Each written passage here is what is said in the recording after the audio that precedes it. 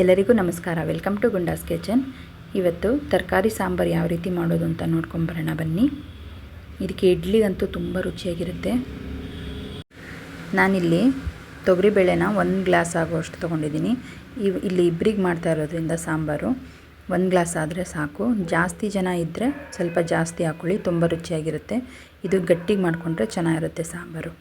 ಇದಕ್ಕೆ ನಾನು ಏನೇನೆಲ್ಲ ತರಕಾರಿ ಇದೆಯೋ ನಿಮ್ಮ ಮನೇಲಿ ಅದನ್ನು ಹಾಕ್ಕೊಳ್ಳಿ. ನಾನಿಲ್ಲಿ ಆಲೂಗಡ್ಡೆ, ಕ್ಯಾರೆಟು, ಟೊಮೆಟೊ, ಮನೇಲಿ ಸ್ವಲ್ಪ ತೊಂಡೆಕಾಯಿ ಇತ್ತು ಅದನ್ನು ಹಾಕ್ಕೊಂಡು, ಈರುಳ್ಳಿ ಹಾಕ್ಕೊಂಡು 1 ಪಿಂಚಷ್ಟು ಅರಿಶಿನ ಹಾಕ್ಕೋಬೇಕು. ಇವಾಗ ತರಕಾರಿ ಬೇಯೋದಕ್ಕೆ ಸ್ವಲ್ಪ ಉಪ್ಪು ಹಾಕ್ಕೊಂಡು ನೀರು ಹಾಕ್ಕೋಬೇಕು.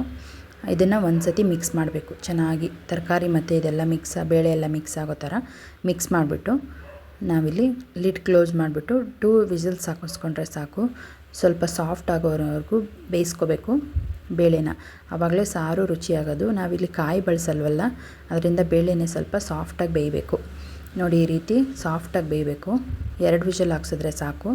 ಮತ್ತು ಸಾಂಬಾರು ಕುದಿಯುವಾಗನೂ ಅದು ಬೇಳೆ ಬೇಯೋದ್ರಿಂದ ಸ್ವಲ್ಪ ಗಟ್ಟಿಯಾಗುತ್ತೆ ಸಾಂಬಾರು. ಆವಾಗ ತಿನ್ನೋದಕ್ಕೆ ತುಂಬ ರುಚಿಯಾಗಿರುತ್ತೆ. ಇವಾಗ ಸಾಂಬಾರನ್ನ ಒಗ್ಗರಣೆ ಮಾಡ್ಕೊಳ್ಳೋಣ. ಅದಕ್ಕೆ ನಾನಿಲ್ಲಿ ಕೊಬ್ಬರಿ ಎಣ್ಣೆನ ಬಳಸ್ತಾ ಇದ್ದೀನಿ. ನಾವು ಕೊಬ್ಬರಿ ಎಣ್ಣೆನೇ ಜಾಸ್ತಿ ಬಳಸೋದು.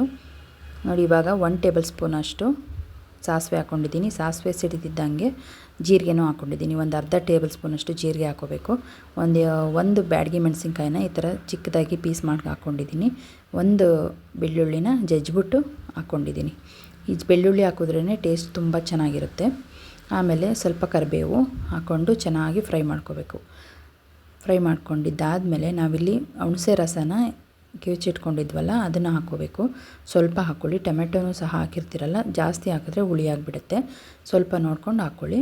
ಇವಾಗ ಸಾಂಬಾರು ಪೌಡರ್ನ ಹಾಕ್ಕೋಬೇಕು.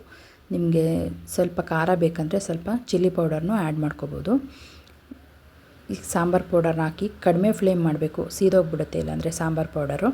ನೋಡಿ, ಈ ರೀತಿ ಹುರ್ಕೋಬೇಕು. ಹುರ್ಕೊಂಡಿದ್ದಾದಮೇಲೆ ನಾವು ಕೂಗಿಸಿಟ್ಕೊಂಡಿದ್ವಲ್ಲ ತರಕಾರಿ ಬೇಳೆ ಎಲ್ಲ, ಅದನ್ನು ಹಾಕ್ಕೊಂಡು ಚೆನ್ನಾಗಿ ಒಂದು ಸತಿ ಮಿಕ್ಸ್ ಮಾಡ್ಕೋಬೇಕು. ಆವಾಗ ರುಚಿಯಾಗಿರೋವಂಥ ಸಾಂಬಾರು ರೆಡಿಯಾಗುತ್ತೆ. ಇದು ಇಡ್ಲಿ ಮಾಡಿಕೊಂಡ್ರೆ ಅಂತೂ ತುಂಬ ರುಚಿಯಾಗಿರುತ್ತೆ ಫ್ರೆಂಡ್ಸ್. ನೀವು ಒಂದು ಸತಿ ಮನೇಲೇ ಟ್ರೈ ಮಾಡಿ ಹೇಳಿ. ನೋಡಿ, ಈ ರೀತಿ ಮಿಕ್ಸ್ ಮಾಡ್ಕೋಬೇಕು. ಅದು ಚೆನ್ನಾಗಿ ಕುದಿಬೇಕು ಸಾಂಬಾರು. ನೋಡಿ, ಇದನ್ನು ಮೀಡಿಯಮ್ ಫ್ಲೇಮಲ್ಲಿ ಇಟ್ಕೊಂಡು ಚೆನ್ನಾಗಿ ಕುದಿಸ್ಕೋಬೇಕು. ಕುದಿಸ್ಕೊಂಡು ಸ್ವಲ್ಪ ಗಟ್ಟಿಯಾಗೋವರೆಗೂ ಕುದಿಸ್ಕೊಂಡ್ರೆ ತುಂಬ ರುಚಿಯಾಗಿರುತ್ತೆ ಈ ಸಾಂಬಾರು. ಇಡ್ಲಿಗಂತೂ ತುಂಬಾ ಕಾಂಬಿನೇಷನು ಚೆನ್ನಾಗಿರುತ್ತೆ ಈ ಸಾಂಬಾರು. ನೋಡಿ, ನೀವು ಮನೆಯಲ್ಲಿ ಟ್ರೈ ಮಾಡಿ ಯಾವ ರೀತಿ ಬಂತು ಅಂತ ಕಾಮೆಂಟ್ ಮಾಡಿ. ಮೇಲ್ಗಡೆ ಸ್ವಲ್ಪ ತುಪ್ಪ ಹಾಕ್ಕೊಂಡು ಅನ್ನಕ್ಕೆ ತಿಂತಾಯಿದ್ರೆ ತುಂಬ ರುಚಿಯಾಗಿರುತ್ತೆ. ನೋಡಿ, ಈ ರೀತಿ ಸರ್ವ್ ಮಾಡಿಕೊಂಡ್ರೆ ಆಯಿತು. ತುಂಬ ರುಚಿಯಾಗಿರುತ್ತೆ. ಇದಕ್ಕೇನು ಜಾಸ್ತಿ ಇಂಗ್ರೀಡಿಯೆಂಟ್ಸ್ ಏನು ಬೇಕಾಗಿರಲ್ಲ. ನಾವು ಪುಡಿನ ಆವಾಗಲೇ ಪುಡಿ ಮಾಡಿ ಹಾಕ್ಕೊಳ್ಳೋಂಥ ಅವಶ್ಯಕತೆಯೂ ಇರೋಲ್ಲ. ಮನೆಯಲ್ಲಿ ಸಾಂಬಾರು ಪೌಡರ್ ಇರುತ್ತಲ್ಲ, ಅದರಲ್ಲೇ ಯೂಸ್ ಮಾಡ್ಕೋಬೋದು. ಇಡ್ಲಿಗಂತೂ ಬೆಸ್ಟ್ ಕಾಂಬಿನೇಷನ್ ಅಂತಲೇ ಹೇಳ್ಬೋದು. ನೋಡಿ, ಈ ರೀತಿ ಇರುತ್ತೆ. ನೀವು ಒಂದು ಸತಿ ಟ್ರೈ ಮಾಡಿ ಯಾವ ರೀತಿ ಬಂತು ಅಂತ ನನಗೆ ಕಮೆಂಟ್ ಮಾಡೋದನ್ನು ಮಾತ್ರ ಮರಿಬೇಡಿ. ನನ್ನ ಚಾನಲ್ನ ಹೀಗೆ ಸಬ್ಸ್ಕ್ರೈಬ್ ಮಾಡಿಕೊಂಡು ಲೈಕ್ ಮಾಡಿ, ಶೇರ್ ಮಾಡಿ, ಕಮೆಂಟ್ ಮಾಡಿ.